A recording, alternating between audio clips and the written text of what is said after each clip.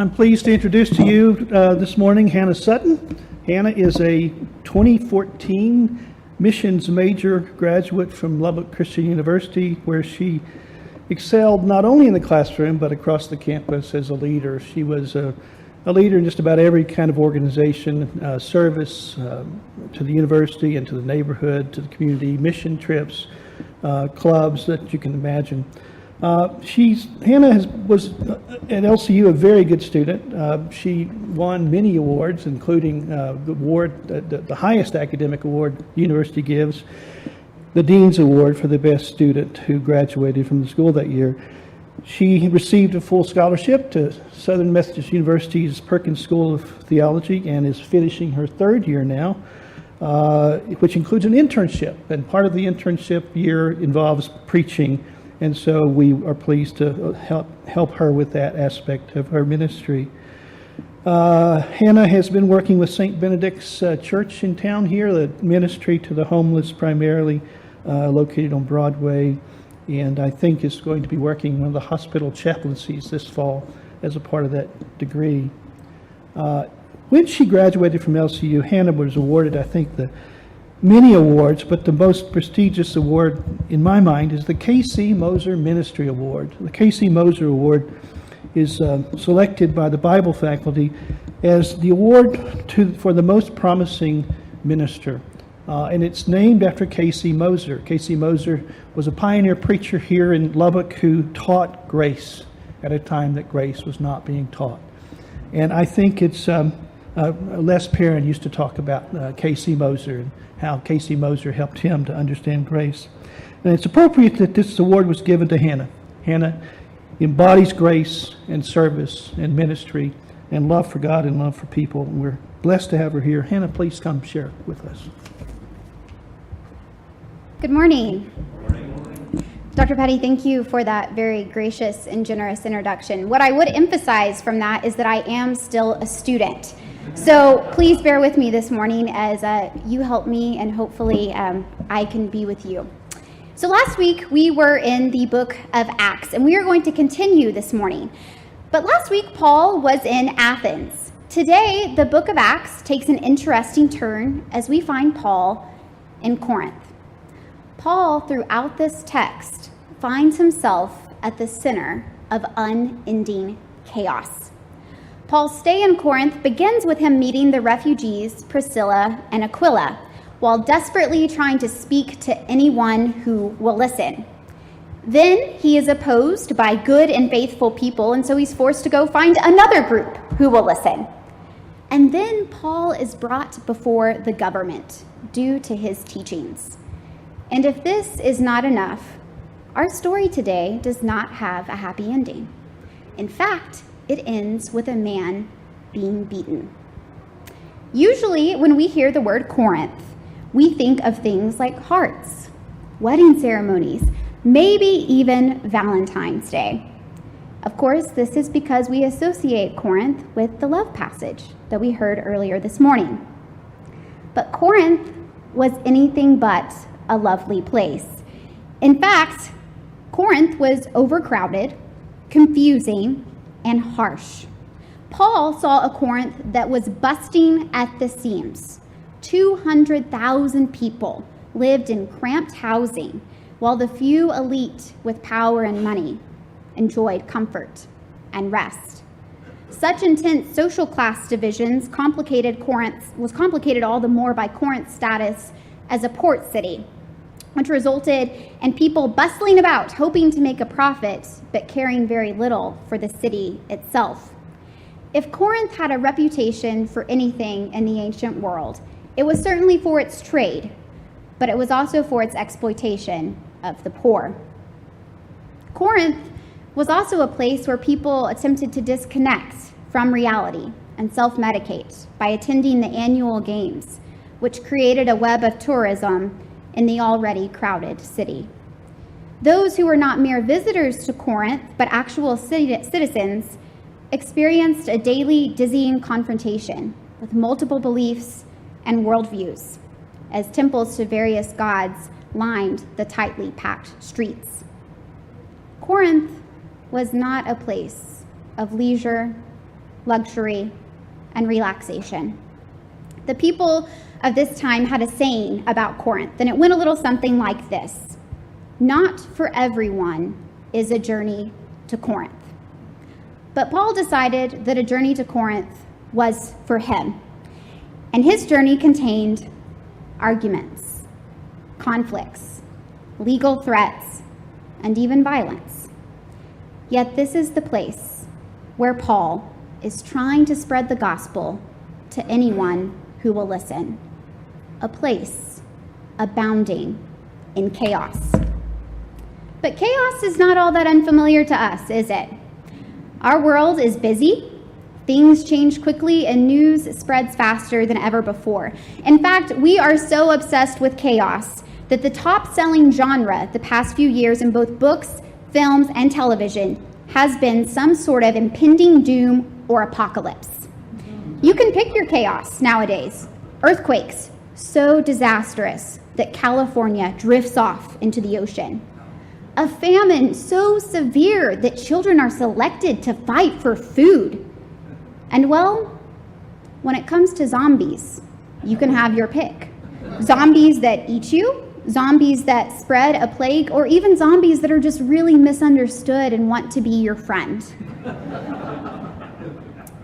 While we are entertained by watching these chaotic events unfold, they somehow resonate with our human experience. We watch on the news in horror as children are saturated in the debris of explosives, and they either call out for their parents or are silenced by the trauma. And we wonder how our world came to this. In our own country, this last year, we lived in a space of chaos. Republican, Democrat, no political affiliation, it didn't matter. And it didn't stop the shouting, the name-calling, and the tears. And now we're trying to find a way to breathe and live in the aftermath that seems to be compounding day by day. And then there's the chaos of our own lives.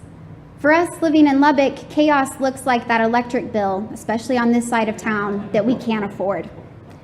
Or the obvious neglect of certain neighborhoods and schools that lack adequate upkeep as resources are given to other parts of our city.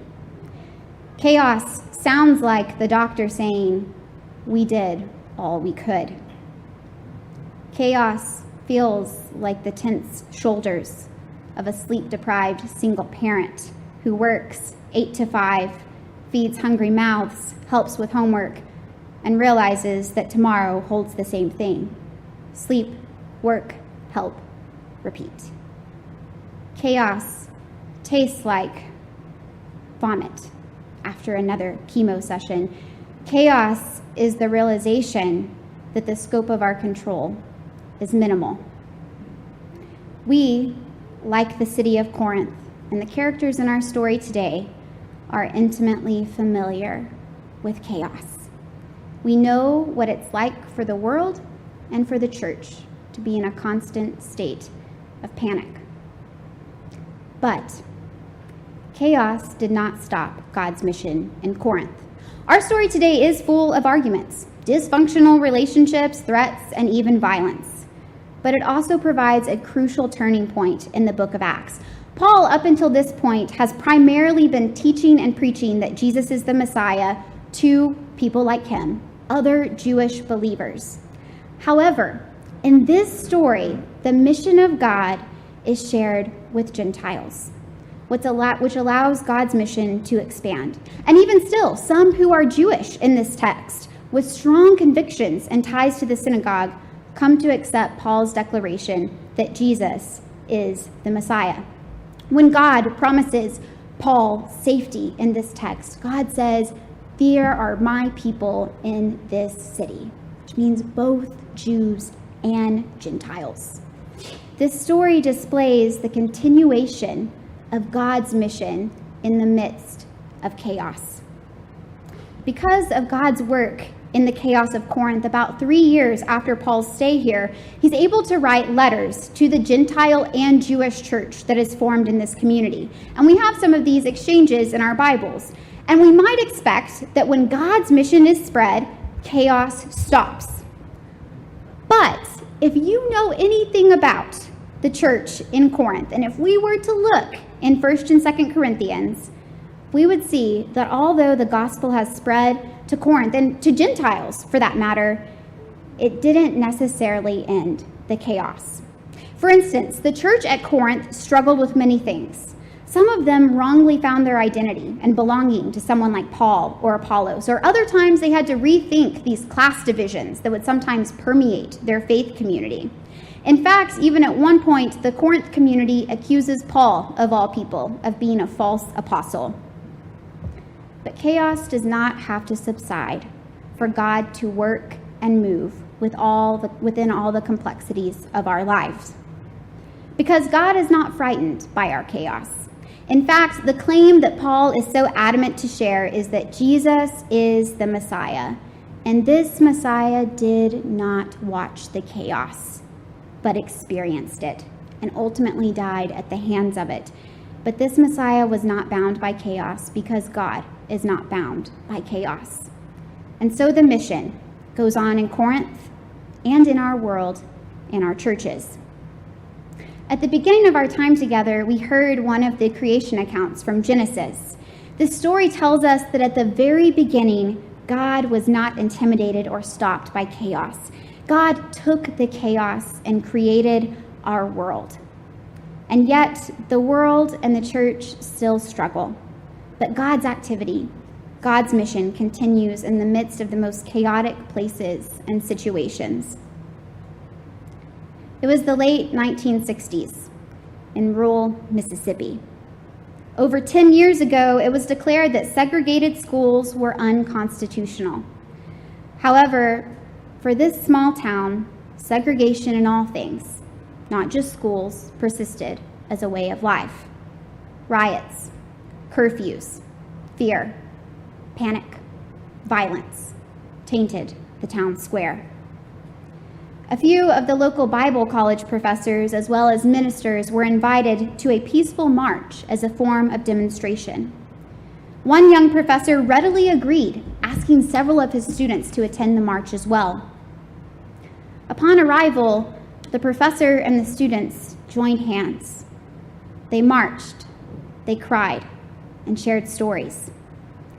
As they came to the end of their march, a long line of white blocked the road.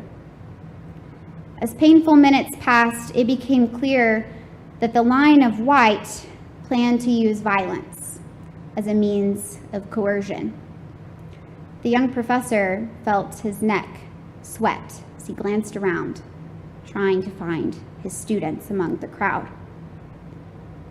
Suddenly, a man with worn hands and eyes that had experienced this type of chaos many times before gently patted the professor and said, "Help me sing." The professor, in shock, watched as the man with worn hands managed to lead, "We shall overcome," without a quiver in his voice. As the words floated across the crowd, there was a change in the air. The line of white and those marching each went home to sleep in their beds without injury. Life has changed slowly and painfully in Mississippi. And if you Google right now, there is still plenty of work to do. Chaos was and is part of that little Mississippi town DNA. But if you ask the now old professor, chaos, no matter its form or the place that it's found, has not, does not, and will not stop God's mission and activity in our world. Let's sing.